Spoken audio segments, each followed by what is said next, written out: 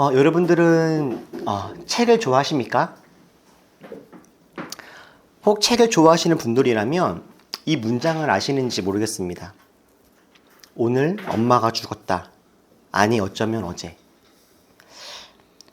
이 문장 들어보신 적, 아니 읽어보신 적 있으시죠? 아주 유명한 한 책의 첫 번째 문장인데요. 이 책 어떤 책인지 혹시 아십니까? 이 책은 알베르 까뮈의 소설 이방인의 첫 문장입니다. 이 책 첫 문장을 읽고 이 책을 아마 안 읽을 수 없을 겁니다. 무섭고도 강렬한 이 첫 문장의 다음 이야기가 궁금해지죠. 내 이야기를 하자면 훨씬 앞에서부터 시작해야 한다. 이 문장은 어떤 책의 첫 문장인지 아십니까? 이 첫 문장은 헤르만 헤세의 데미안입니다. 이 문장 역시 앞으로 어떤 이야기가 나오게 될지, 어떤 사건이 있었던 것인지 궁금하게 하고, 그래서 책을 계속 읽고 싶게 하는 그런 강렬한 문장이 아닌가라는 생각이 들어요. 한 책만 더 보고 싶은데요. 마지막으로 이 문장 어떤 책인지 맞춰보십시오. 불광동에는 불광교회가 없다. 제가 특별히 이 책은 조금 더 뒷문장까지 읽어드리겠습니다. 지명이 붙은 교회 이름은 늘 선점의 대상이었지만 불광동은 달랐다. 부처의 빛이라는 이름은 지역의 교회들에게 불만의 대상이었으니까. 여러분, 이 책 어떤 책인지 혹시 아십니까? 이 책은 우리 김수경 작가님의 미발행 단편소설 홀리윈의 첫 문장입니다. 아까 그 첫 문장을 읽어보시니 여러분 이 소설을 뒤에까지 다 읽어보고 싶은 마음이 들지 않으십니까? 하나의 글 속에는 수만 개의 문장들이 있지만 작가에게 그 첫 문장은 그 책 속의 수만 개의 문장과 같은 무게이지 않습니다. 저도 매주마다 글을 쓰는데요. 글을 쓰다 보면 글이 글을 만들어갈 때가 있습니다. 글을 쓰다 보면 어느 순간 그 글 속의 인물들이 또는 상황들이, 사건들이 그들이 글을 만들어가는 순간들이 있어요. 그러나 그 첫 번째 문장만큼은 그 글의, 그 책의 첫 번째 문장만큼은 그 어떤 문장보다도 작가의 의도와 책 전체의 분위기 그리고 그 주제의식을 담을 수밖에 없는 것이 책의 첫 번째 문장입니다. 성경도 역시 그렇습니다. 성경의 첫 문장 역시도 너무 중요합니다. 그리고 또한 너무 강렬하죠. 수천 년 동안 수많은 사람들, 아니 온 세상에 영향을 준 이 성경의 첫 번째 문장은 성경 전체를 아우르는 아주 중요한 진리를 담고 있습니다. 저희는 오늘부터 몇 주간, 아니 몇 달간 창세기 1장부터 11장까지를 살펴보려고 합니다. 창세기 1장부터 11장은 이스라엘과 온 세상의 시작과 기원에 대한 이야기입니다. 이 온 세상의 시작은 어떻게 된 것이며 인간은 어떻게 시작되었고 인간은 누구이며 무엇으로부터 이 모든 것이 시작하게 되었는지 왜 시작하게 되었는지 이 온 세상의 근본과 기원을 이야기합니다. 그래서 이 창세기 1장부터 11장을 원역사라고도 부릅니다. 태고의 역사, 세상이 처음 시작될 때 그 근원의 역사, 그래서 원역사라고 해요. 세상의 시작, 인간의 시작, 이 땅과 우리를 향한 하나님의 처음의 계획, 처음의 뜻, 그리고 첫 번째 범죄, 첫 번째 죽음, 첫 번째 실패, 첫 번째 회복, 이 처음의 이야기가 담겨 있는 것이 창세기 1장부터 11장까지 이 원역사의 이야기들이에요. 여러 번 말씀을 드렸듯이 창세기가 과학책은 아닙니다. 역사를 담고 있는 역사책도 아니죠.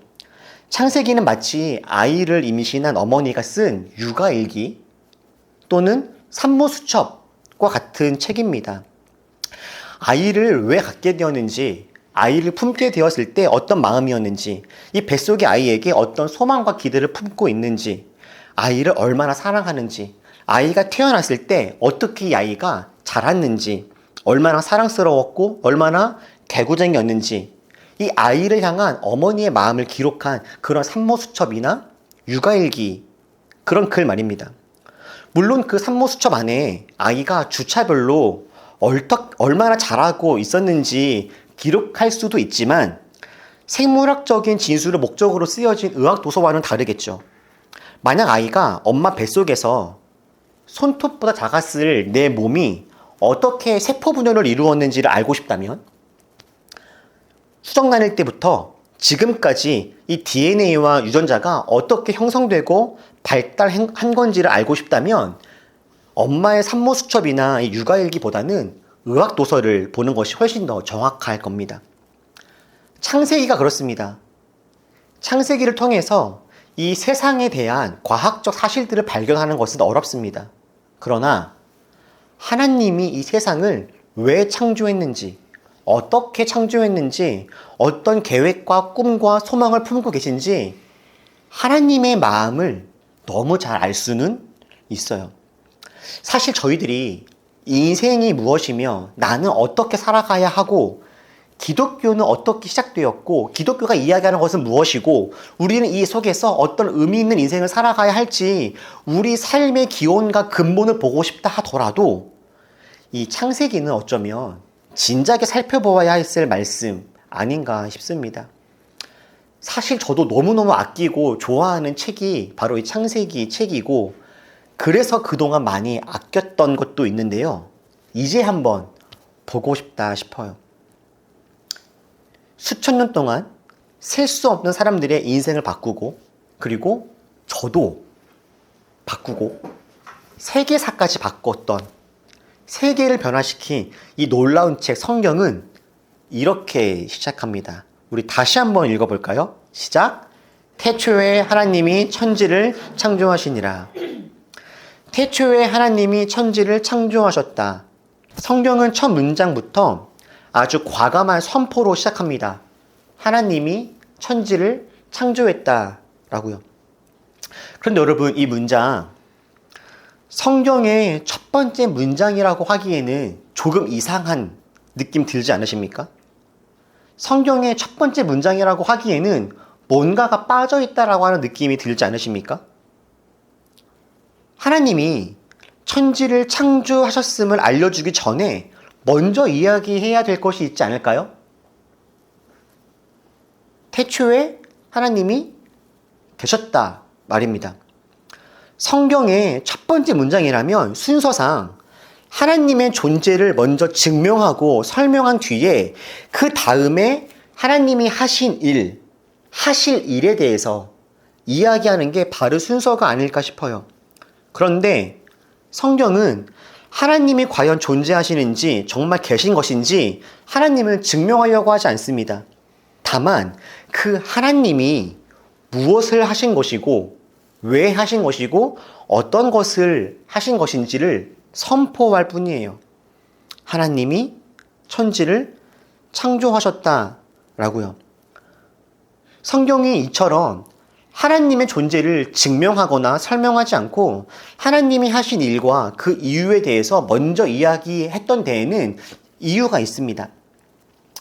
바로 하나님이 행하신 일, 온 세상을 만드신 것 자체가 하나님의 존재를 증명하고 증거하고 있기 때문입니다.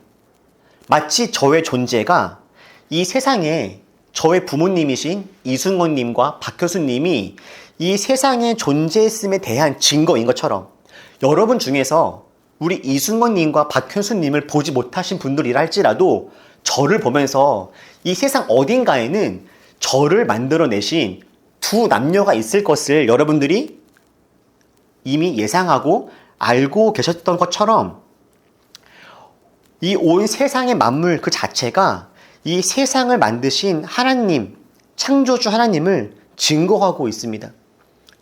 바울도 로마서에서 이것을 이야기하죠. 하나님을 알만한 것이 사람에게 이미 환히 드러나 있습니다. 이 세상의 창조 때로부터 하나님의 보이지 않는 속성, 그분의 영원하신 능력과 신성은 사람이 그 지으신 만물을 보고서 깨닫게 되어 있습니다. 사람은 주님이 창조하신 온 세상 만물을 통해서 하나님을 알 수 있다라는 거죠. 얼마나 확실하게 알 수 있냐면 사람이 하나님이 없다라고 핑계를 댈 수가 없다랍니다. 만약에 누군가가 나는 하나님을 모르겠다, 하나님을 알 수 없다라고 이야기한다면 그것은 핑계라고 이야기를 하고 있는 거예요. 사람들은 자꾸만 하나님을 보여달라라고 이야기합니다. 그런데 여러분, 성경은 하나님이 숨어있지 않다라고 이야기합니다.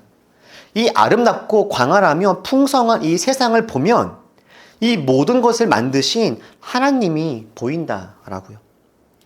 하나님은 이 세상 곳곳에 환히 드러나 계시다라고요. 저는 아이를 낳고 키우면서 박물관에 종종 다니게 되었었는데, 이도가 살고 있는 이 강화도에 가보면 이 자연사 박물관이라고 하는 곳이 있습니다. 자연사 박물관, 이 큰 건물 안에 나비관이라고 있습니다. 나비관. 여러분, 이 세상에 나비라고 하는 이 개체가 몇 종류가 있는지 아십니까? 나비라고 불리우는 종류의 이 종의 개체 수.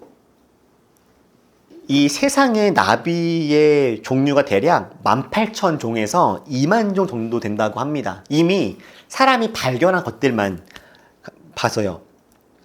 나비의 종류만 2만 종류래요. 2만 종류. 박물관에 가면은요, 나비 개체들을 여러 가지 이렇게 전시해 놓은 것들이 있습니다. 그 나비를 하나하나 보면요, 나비 날개의 색깔이 너무 신비롭습니다.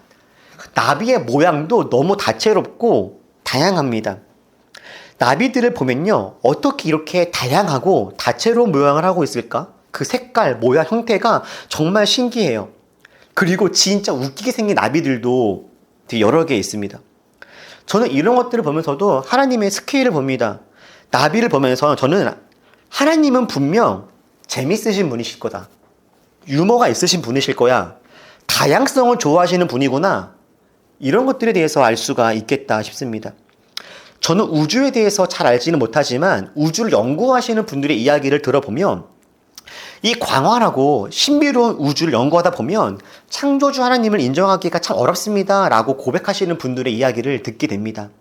이렇게 정교하고 광활한 우주가 우연히 생겼다라고 믿는 것은 참 너무 어렵다라고 말씀하시는 분들이 있어요.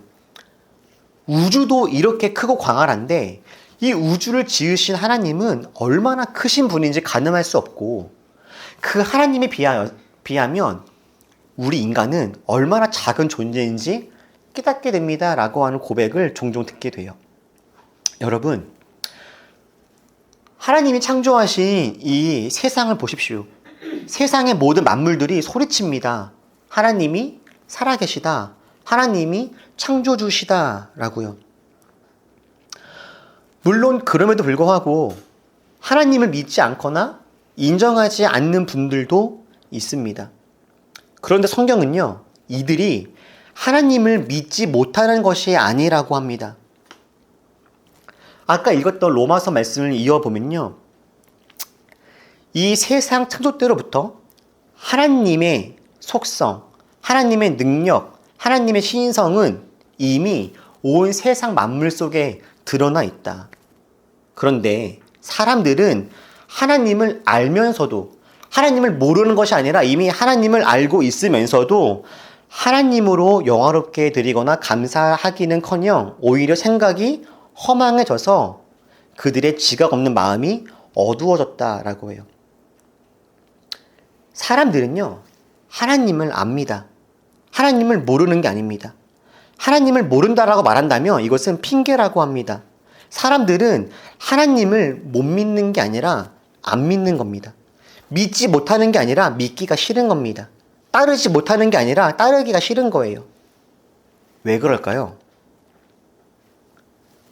하나님의 말씀과 내 뜻이, 내 상황이, 내 기대와 내 욕망이 다르기 때문일 겁니다. 하나님이 있음을 알지만 그 하나님이 나와는 상관없거나 쓸모가 없거나 무섭지 않다라고 느낄 때 사람은 하나님을 믿지 못한다 이야기하는 경우들이 있습니다. 하나님이 해와 달과 별을 지으신 분이라고 합니다. 알게 되었습니다. 그런데 그것이 하나님이 해와 달과 별과 온 세상과 만물을 지으신 분이라고 하는데 그것이 나랑 무슨 관계가 있습니까? 라고 하는 거죠. 나와 아무런 관계가 없다라고 느껴질 때, 그런 느낌이 들 때 사람들은 하나님을 믿지 않습니다. 따르지 않죠. 하나님으로 말미암아 내 삶에 어떤 큰 두려움과 무서움과 공포와 어려움이 임한다라고 한다면 고민할 수 있지만, 그렇지 않음을 생각하게 될 때 사람들은 하나님을 따르거나 믿거나 존중하지 않게 되는 거죠.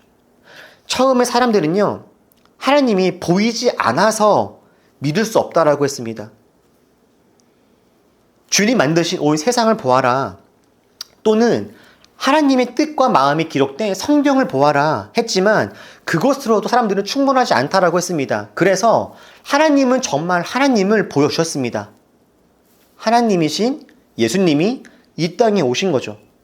하나님이신 예수님은 이 땅에 오셔서 많은 사람들에게 보이셨고 그들과 직접 대화하셨고 가르치셨고 함께 살았습니다. 예수님이 하나님의 아들이심을 혹시 모를까봐 병자를 고치시고 죽은 자를 살리시면서 자신이 하나님의 아들이심을 증명하셨습니다. 그런데 정말 놀랍게도 예수님을 직접 본 사람들 중에 예수님을 하나님의 아들이라고 믿는 사람은 그렇게 많지 않았습니다. 하나님을 보여달라고 했고 결국 하나님을 직접 보여줬는데 그래도 사람들은 믿지 않았어요. 예수님이 행하신 기적과 능력을 못 본 것이 아닙니다. 소리로만 들어서 에이 설마 그랬겠어? 라고 사람들이 직접 경험하지 못해서 예수님을 안 믿은 것이 아닙니다. 예수님이 죽었던 사람을 살렸을 때 나사로가 죽었다가 살아나서 이 세상을 다니고 있을 때 사람들은 그 나사로가 죽었음도 보았고 나사로가 살았음도 보았습니다.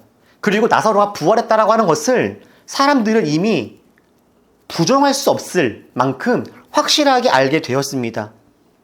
그런데 그럼에도 불구하고 사람들은 예수님을 하나님의 아들이라 존중하거나 따르거나 믿지 않았습니다. 오히려 나사로가 살아서 다니는 모습을 보고서 사람들은 이렇게 말했죠. 나사로와 예수를 죽이자라고요. 그들에게 중요한 건 예수님이 죽은 사람을 살릴 수도 있는 하나님이냐 아니냐가 아니었습니다. 그들에게 중요한 건 그가 내게 돈과 권력 또는 내 삶의 유익들을 줄 수 있느냐 없느냐였죠. 보리떡 5개와 물고기 2마리로 사람들이 예수님이 수천 명을 먹이시니까 사람들은 예수님을 강제로 붙잡아서 왕으로 삼으려고 했습니다. 예수님의 의도와는 관계없이 예수님으로 말미암아 내 배가 채워지니까, 그리고 예수님이 로마로부터 군대를 일으켜서 우리를 구원해 줄 수 있는 존재라고 생각이 들어지니까 사람들은 그때부터는 예수님을 믿고 따르고 왕으로 삼으려고 했어요. 그런데 예수님이 그렇게 힘을 발휘해서 로마를 이기려고 하는 것이 아니라 작고 약해 보이려고 할 때, 예수님이 우리가 기대했던 것처럼 힘과 권세와 능력으로 우리를 구원해 주시는 것이 아니라 작아지고 누군가 섬기고 그렇게 이 땅을 사랑으로 품으려고 할 때, 그리고 예수로 말미암아 결국 내 돈과 권력이 빼앗겨지려고 할 때 사람들은 예수님을 죽이고 맙니다. 사람들이 예수님을 죽였다라고 해서 그들이 하나님을 안 믿는다고 해서 그들이 신이 없다라고 믿는 무신론자가 된 것은 아닙니다. 세상에는 신이 있다라고 믿는 유신론자, 신이 없다라고 믿는 무신론자, 상관없다라고 생각하는 불가지론자가 있다라고 우리는 쉽게 구분을 분리할 수 있지만 성경은요, 이 세상에는 무신론자 그리고 불가지론자들은 없다라고 이야기하는 것 같습니다. 성경은 놀랍게도 이 세상 모든 사람들은 다 유신론자라고 이야기해요. 여러분, 출애굽기 20장에 이런 말씀이 있습니다. 너는 나 외에 다른 신들을 내게 두지 말아라. 여러분 이 말씀 어떤 말씀이신지 아십니까? 어떤 말씀입니까? 10계명의 몇 번째 계명일까요? 10계명의 첫 번째 계명입니다. 첫 번째. 제1계명. 하나님이 인간에게 주신 반드시 지켜라, 따라라 하시는 중요한 계명들 중에서도 1번이에요. 1번. 하나님은 이스라엘 사람들에게 하나님 외에는 아무것도 신으로 섬기지 말라라고 하십니다. 근데 여러분 이것이 1계명인데 이것도 조금 이상하지 않으십니까? 너는 나 외에는 다른 신들을 내게 두지 말아라. 이 말씀은 마치 모든 사람은 하나님이 아닐지라도 어떤 신을 섬길 것이다 라고 하는 것을 전제해야 합니다. 사람은 반드시 무언가를 섬기고 따른다 라고 하는 것을 전제하는 거예요. 실제로 고대의 많은 사람들은 눈에 보이는 모든 것 또는 눈에 보이는 모든 현상들을 신으로 섬겼습니다. 태양, 달, 번개, 바람, 폭풍, 심지어 나무, 때로는 돌, 곤충, 호랑이, 곰. 사람들은 자신에게 좋아 보이거나 신기해 보이거나 놀라워 보이는 것들을 섬기고 의지했습니다. 이런 것들이 내 삶을 풍요롭게 해주기를 바라면서 자신이 신이라고 생각하는 거기에 자신의 욕망을 투영하죠. 그러면서 그 존재가 내 욕망과 내 뜻을 이루어지기를 바랍니다. 그런데 이 모습은 고대로부터 수천 년이 지난 현대에도 마찬가지입니다. 사람들은 지금도 여전히 의지할 무언가를 찾습니다. 이 과학의 시대에 이성적이고 논리적인 사고를 할 것만 같은데 오히려 더 즉흥적이고 기분에 따른 삶을 살아가는 사람들이 아주 많습니다. 합리적으로 바른 선택을 하는 것이 아니라 충동적이고 과시적인 선택들을 하는 경우들이 정말 많습니다. 21세기 이미 우주에 수천 개의 인공위성이 돌고 있고 하루에도 우주선을 몇 번이나 쏘아보내는 이 첨단의 시대이지만 여전히 사주, 타로, 점치는 곳들은 인기가 더 많습니다. 이 미래에 대한 불확실성이 커지면서 사람들은 의지할 무엇인가를 찾습니다. 그리고 사람들이 가장 많이 의지하고 동경하는 것은 다름 아닌 돈이겠죠. 돈은 이 사회를 살아갈 때 필요한 도구입니다. 돈이 없으면 불편하고 정말 돈이 없으면 때로는 위험해지기도 합니다. 그런데 이 돈이라고 하는 것이 이 시대에서 갖고 있는 가장 큰 힘은 다름 아닌 전능함이죠.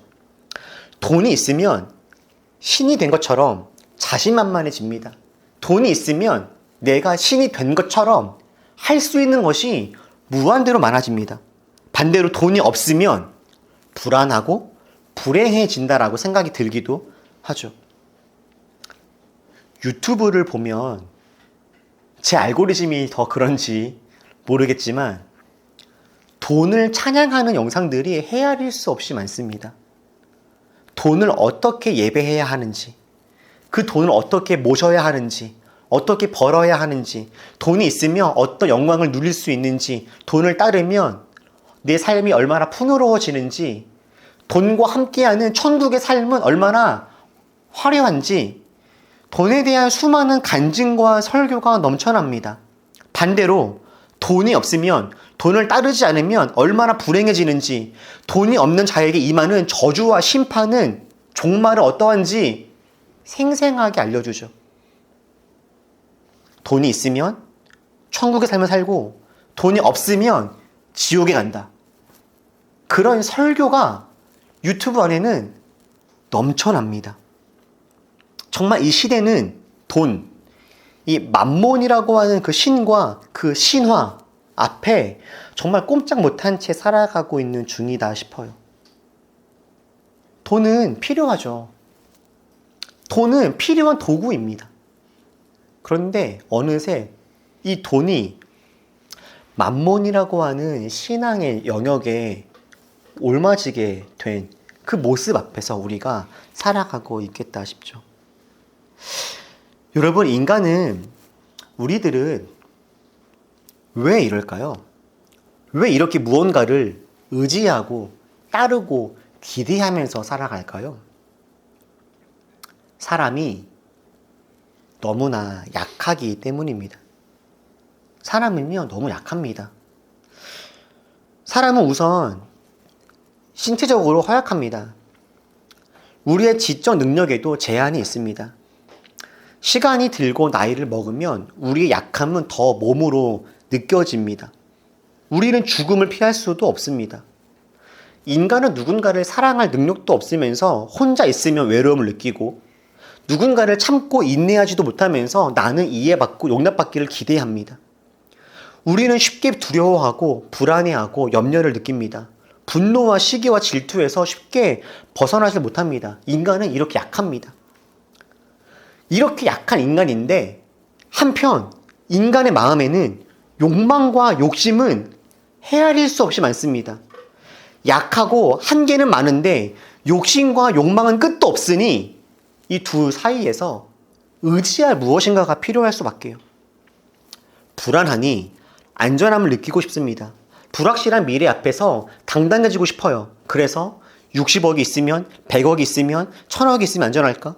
이걸 가지고 있으면 사랑받을 수 있을까? 저기까지 올라가면 사람들에게 인정받을까? 저걸 입으면, 저걸 누리면, 저걸 걸치면 평안하게 될까? 그 기대와 신화 속에서 믿음을 품게 되는 거죠. 저게 있으면 나는 괜찮아질 거야 라고 하는 믿음. 저만큼의 돈이 있으면 내 삶은 행복해질 거야 라고 하는 믿음.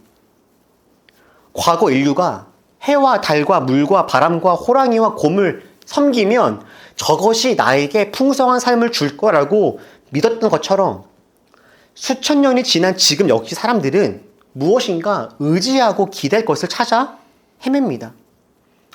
그런데 오늘 창세기 1장 1절은 그런 사람들에게 선언합니다. 태초에 하나님이 천지를 창조하셨다.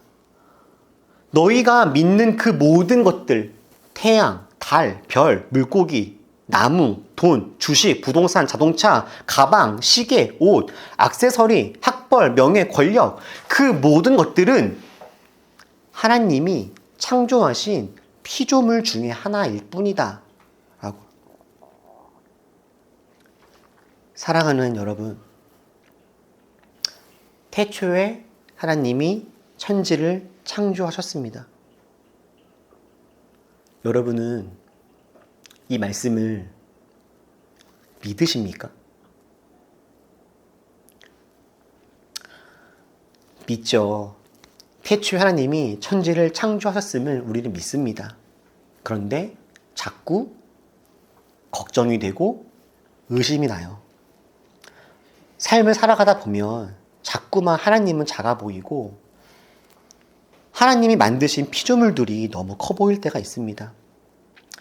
하나님은 두려워하지 않으면서도 나와 똑같은 인간, 다만 돈과 권력만 많은 저 성격 안 좋은 어떤 사람들을 볼 때 우린 두려움을 느끼기도 하죠.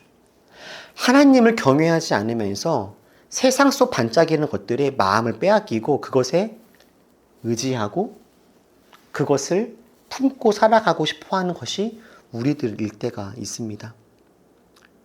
그러나 사랑하는 성도 여러분, 우리 기억합시다. 온 세상, 온 만물을 지으신 분이 그분이 우리 하나님이십니다. 우리는 약합니다. 그리고 부족합니다. 그런데 하나님은 작지 않습니다. 여러분, 냉철한 이성과 정직한 마음으로 세상을 돌아보십시오. 정신을 차리고 곰곰이 생각하면서 정직하게 우리 삶을 바라본다면 하나님이 보입니다. 어떻게 살아가는 것이 진리인지 알게 됩니다. 우리 인생 허무한 것들에 기대지 말고 온 세상을 지으시고 다스리시는 하나님을 경외하면서 하나님이 만드신 피조물들, 다른 것들 우리가 과감하게 사용하고 누리면서 하나님만 의지하면서 그렇게 살아갑시다. 하나님을 예배하면서 우리 그렇게 살아갑시다. 태초에 하나님이 천지를 창조하시니라. 이 말씀이 우리 삶의 기초가 되기를 주님의 이름으로 축복합니다. 기도하겠습니다.